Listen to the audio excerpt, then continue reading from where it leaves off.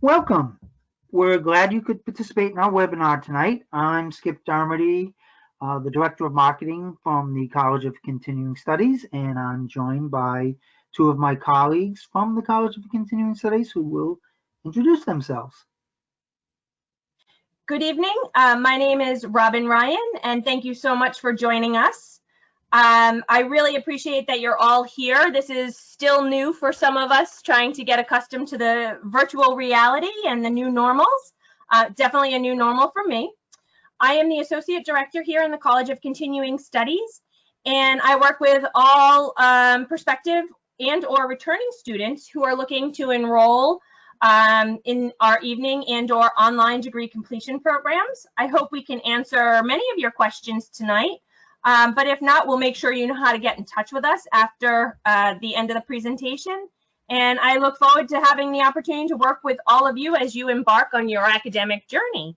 I'd like to introduce our colleague, Samantha Gustafson. Sam, take it away.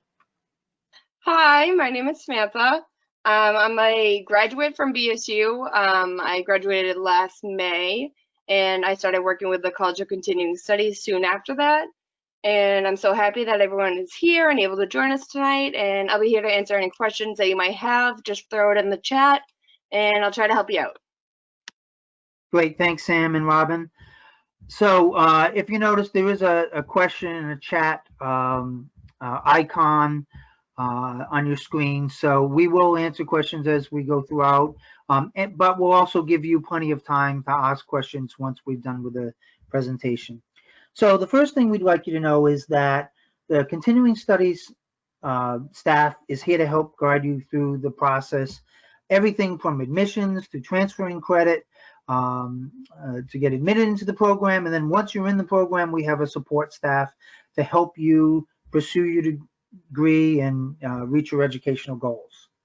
So with that being started, we'll just do a quick overview of Sorry, I have my first problem. Of BSU. So just real quickly, BSU, we have anywhere between 9,000 and 9,500 undergraduate students each year. That includes our day population, our night students, and our online degree students.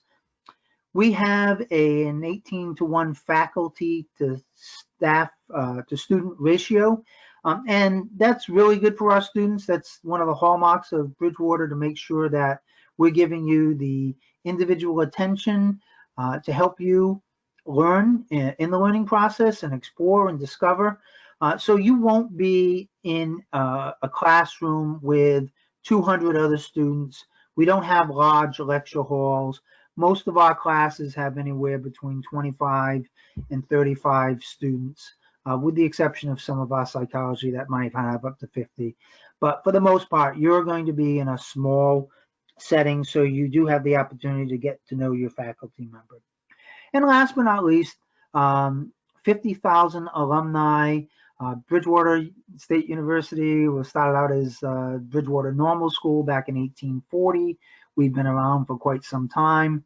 We have a huge network of alumni. So once you do get your degree, you become part of our alumni group. You can reach out to people who are BSU alumni. You can network, but lots of opportunities. And a large majority of Bridgewater students live and work in the region. So that's why that network's so strong. So just a little bit about continuing studies students.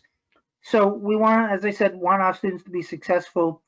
We do understand that our students are unique. When you think of a continuing studies student, you don't think of the typical 18, 19-year-old freshman who's coming to college, for the experience and to live in the dorms. Our students are usually juggling multiple responsibilities. Some are raising a family, some are working full-time. Some of our students are working 2 jobs just so they can stay ahead. So it's really important that you have a support network, and that's why our staff is here to help you throughout the process. Many of our students are part-time students, so there's no minimum or maximum number of courses that you need to take each semester. You can even take a semester off if you need to, if life gets really busy. But some of our students take 1, 2 courses a semester, some take 3. It's really, really up to you.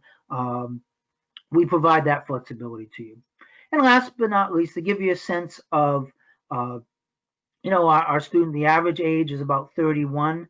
So our night and online courses are mixed with some of our traditional day students. So you might have some younger students, you might have some older students, but the average age of the continuing study student body, 31 years old. And now let's just talk a little bit about courses and how we offer things. So first of all, each semester we offer 500 night and online courses per semester. So every single department is represented in that 500 plus courses. So there's a lot of variety. So not only do you have courses that are in your particular major, but there are many other courses to choose from to explore maybe an interest. We offer a summer session each year, 2 5-week sessions, and we offer more than 400 courses over the course of the summer. They're offered day, night, and online. They are intense because they are 5 weeks, but some of our students like them because they can knock off a course in 5 weeks, and they also get to move forward with their degree, progressing even in the summer months. We offer a winter intersession, which is the 3.5 to 4 week period between the fall semester and the spring semester. Once again, that's an intensive course of study because it is compressed into that small time period, but another opportunity for you just to keep moving forward if you want to do something like that. And last but not least, we offer lots of flexibility. So you can mix night and online courses as you pursue your degree. So we do have some students who might take 1 night course and 2 online courses, or a couple night courses and an online course, because online gives you some extra flexibility. You don't have to be on campus once a week, and you can work a little bit more independently. But once again, flexibility and the ability for you to plan your school around your busy life. So with that, I'm going to turn it over to Robin, who will talk a little bit about our campuses, our degree programs, and the admissions process. Thanks so much, Skip. And I apologize. We have thunder. I'm in Rhode Island and we are having some thunderstorms. So if you hear a crackle and a bang, I do apologize in advance. We are very fortunate at Bridgewater to have our main campus in beautiful downtown Bridgewater. But what many people may not know is that we also have 2 external campus locations. We have a campus location in Attleboro, Massachusetts. We also have a beautiful location on the Cape in South Yarmouth. Bridgewater students do have the ability to utilize all the campuses to take classes depending on your major. Our Cape Cod and Attleboro locations are limited in the programs that they offer. Therefore, they are somewhat limited in the courses that they offer. But you do have that ability to utilize those campuses as well. While right now, both campuses, much like the state of Massachusetts, is still closed, normally they are staffed with a campus director and some support staff. They have some random core classes or specialty classes, but they are facilities that our students can use along with our main campus. Our main campus, as I said, and you know, the name states it, it's in downtown Bridgewater. We have a beautiful campus. We have all of the amenities that you could need as a student, a beautiful library. We have access to computer labs and study areas. So, you know, we definitely have all of those covered. We have technology stations as well for our external campuses and study spaces. So if you were enrolling in a program and you might be on the main Bridgewater campus, but you lived closer to Attleboro, when the campus does reopen, you would have the ability to utilize that space as well.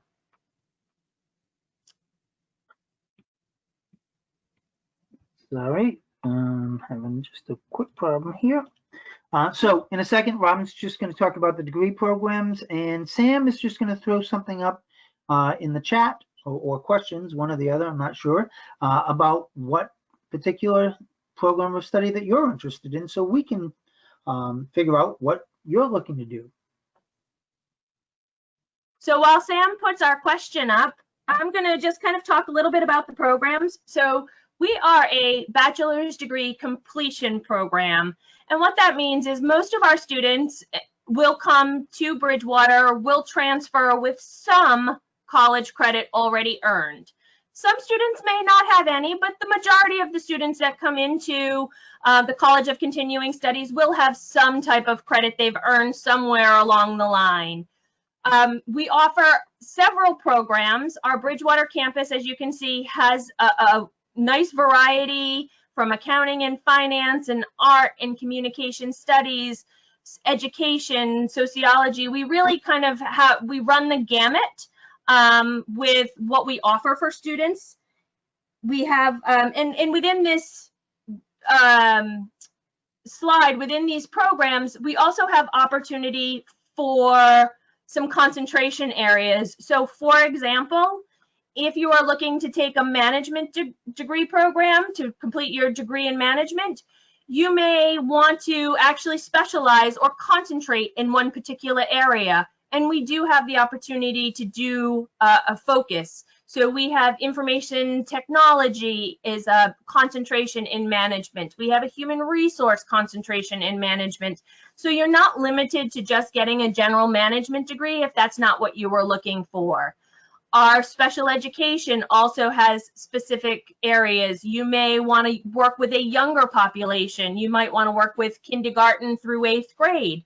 Somebody else may want to work with the higher high school, middle school, high school level, 8 to 12. So we do have opportunities to be a little bit more specific in the areas where you're getting and earning your degree. I would definitely encourage you to visit our website if you have not already, and I'm sure many of you probably have. But when you go to our website and you go to our continuing studies page, you can get a full list along with the specific concentration areas that we do offer in the College of Continuing Studies. I would be, I would be remiss, especially now, everything, all of our programs are online. And what the fall will look like, we just don't know as of yet.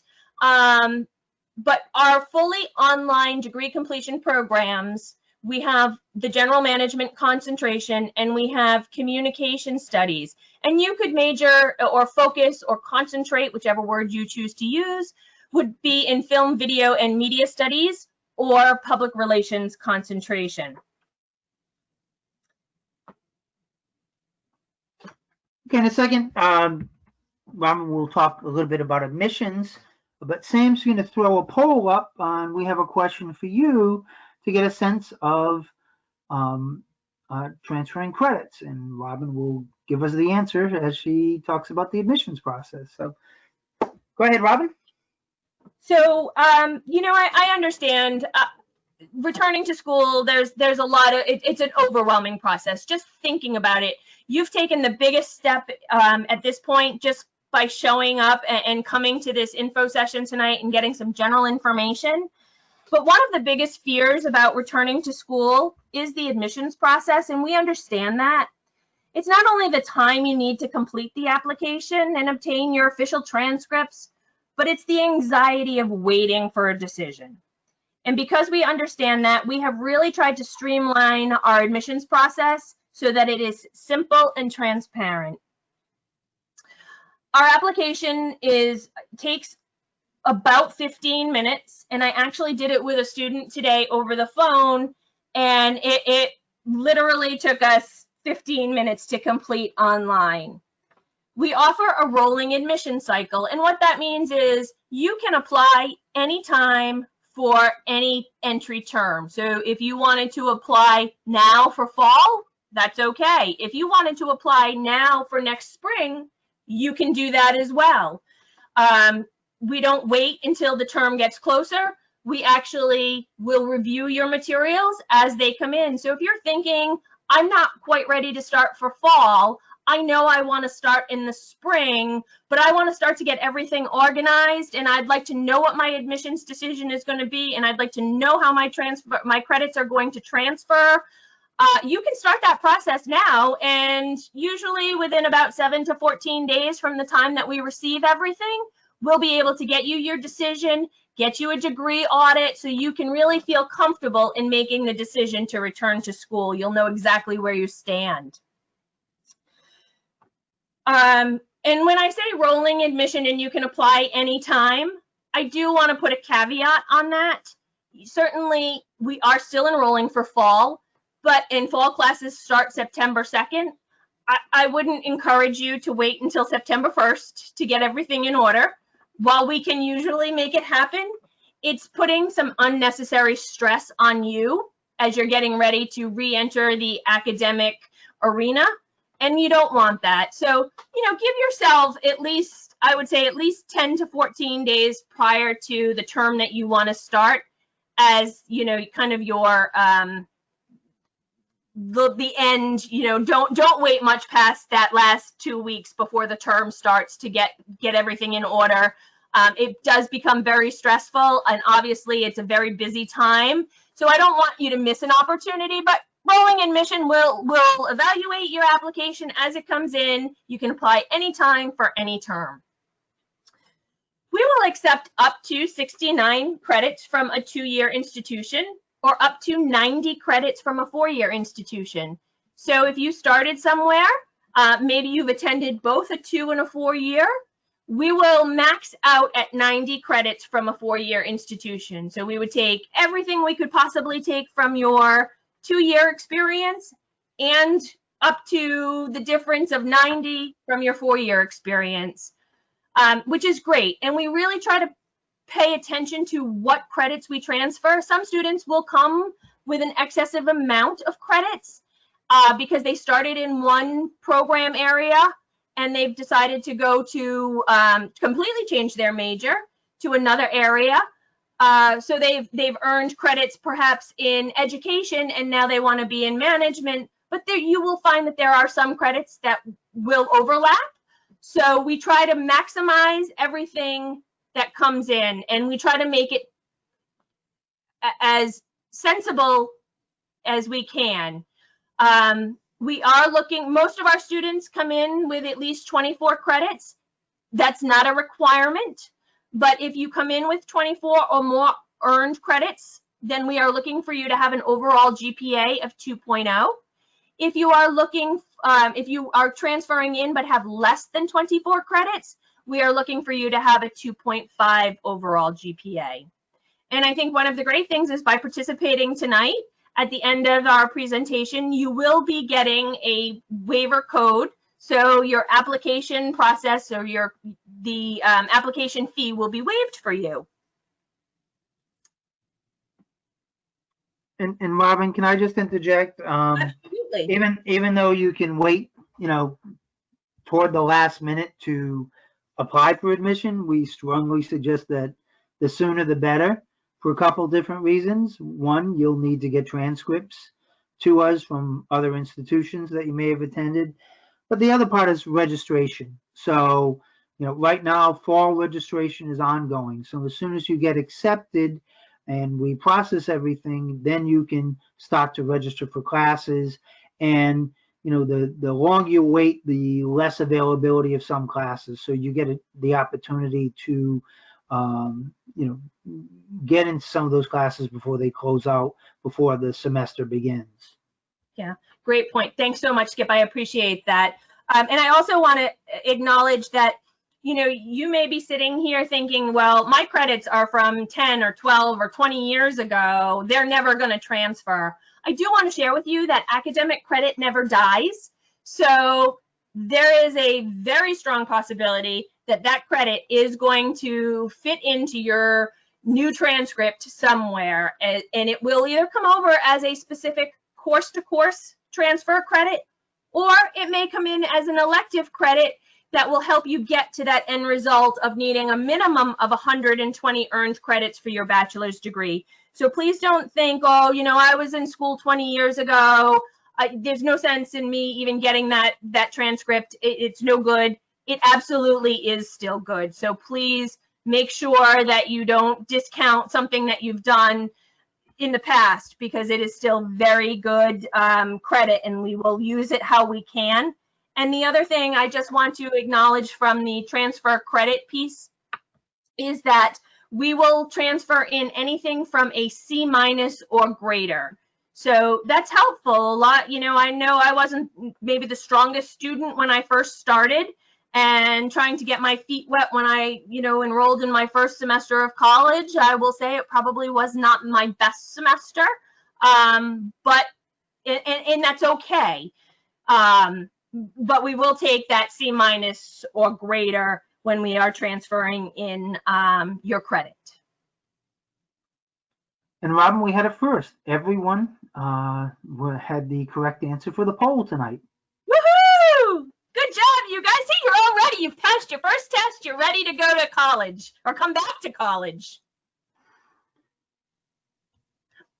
Cost and financial aid, two biggies. And I know that these are two real important things for students, especially adult students looking to come back. As Skip had noted early, many of you have other things on your plates, not only working, probably full-time, part-time, probably juggling family. And, for me, I juggle not only family, but my mom and extended family. So we understand that.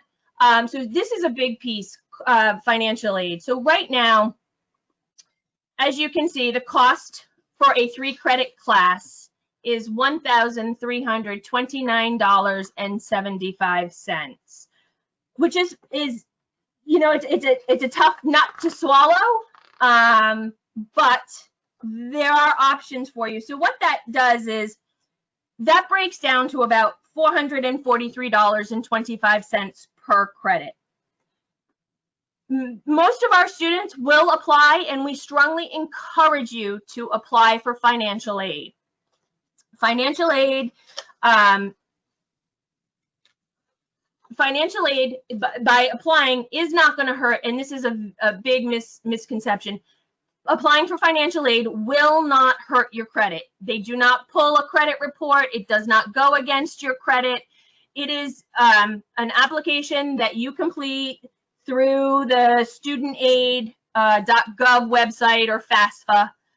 The drawback to financial aid, there is one. You must carry a minimum of 6 credits or 2 classes to utilize that service. So if you are dropping down to only 1 class, financial aid would not be an option. However, if, and then when you went back to 6 credits, you could go back and utilize your financial aid again. The one thing is, if you did have to drop down, 2 classes, 1 semester may not be working for you because you have other obligations or other commitments that particular semester, but you want to carry at least 1 class because you don't want to stop out. You get in that groove of going and you're moving along, you're progressing. Sometimes when you stop, it's hard to get back in. We've all done it in different parts of our lives, in different phases. Payment plans are always an option as well, and you can work specifically with your financial aid officer and our student accounts office to set up different plans that work for you so that you can continue your education. Financial aid also opens up other avenues, but really I cannot stress enough, I think it is so important that all students apply. If you choose not to use it, at least you'll know it's there if you needed it. You would probably have to go back and do some, reapplying at a later date when you were ready to use it. However, knowing what you have and what's available and what's out there is really important, and it does ease some of that burden, that financial stress that you may be feeling about, I really want to go to school, but how am I going to do this? The financial aid, web page from Bridgewater that is accessible has much of the information. It actually has step-by-step instructions on their web page, but simply you would go to studentaid.gov, which is the FAFSA website, and it also walks you through step by step. Once you have completed not only the your application to Bridgewater and you've gotten a decision and you've completed your financial aid, you will then be put in touch with a financial aid advisor so you can talk about different scenarios specific to your situation. And that's also fantastic. The last thing I just want to mention about financial aid, you actually don't have to wait to get your application into Bridgewater or any other institution and wait for a decision. You can actually apply for financial aid before you do anything. You just would identify which schools you want your information to go to. And then once you are accepted, your financial aid package would be configured and it would be sent to you so you know where you stand. So you don't have to wait to do that piece. And I know that a lot of students say, oh, I got to apply and wait till I'm accepted. That's not the case. You're welcome to go in and apply for financial aid at any time. Great. So last big thing we'll talk about is student resources available to not only continuing studies, our undergraduate population.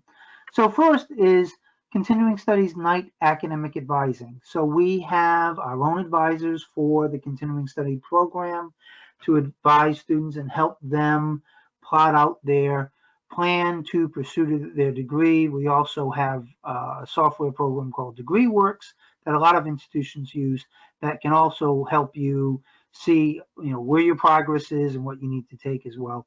But you can talk to a live advisor or meet one-on-one with an advisor throughout the semester.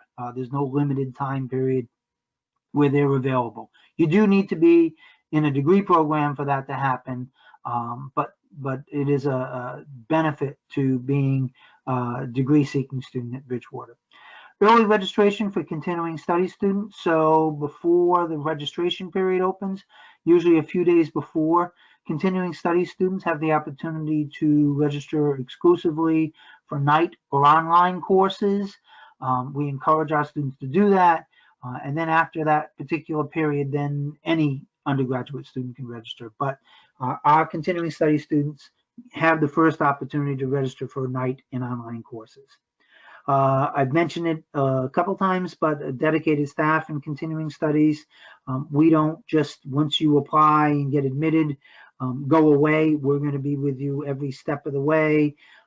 So we have staff. You'll receive emails and resources to give you advice or give you information to help you. All students can take part in our library, which has research librarians and lots of databases to help with research projects and your studies. We have a tutoring and writing center that tutors in specific subjects, particularly math. Writing center will help you with papers. Career services is something that's available not only to existing students, but to alumni. So the Career Services Office helps people identify jobs, helps with job search, helps with resume writing, helps you explore careers through different databases, but a lot of different opportunities through Career Services. Also, internship opportunities, study abroad opportunities. We know that sometimes it's difficult for our students in continuing studies because they have commitments, but just know that there are opportunities. Some of the study abroad are just a week overseas, studying in another country, and then you come back and do a project or a paper, like an independent study. Good way to get some credits, good way to see the world as well. Continuing studies student resource website. So we have a dedicated website for our students, just with important information like dates, advising, and any important announcements that may be relevant to our students. And lastly, but not least, food services. So we have cafeterias and food courts that are open, from early in the morning to 8 o'clock at night for some of them. Some are open past midnight. So if you're coming from a job or coming from somewhere and going right to the university, there is a place for you to stop and get a meal or a coffee or a cold drink. But those food services are available at all different hours. And with that, I'm going to turn it over to Robin to close it out. I really can't thank you enough for participating and joining us tonight. Again, I know we are in such uncertain times right now.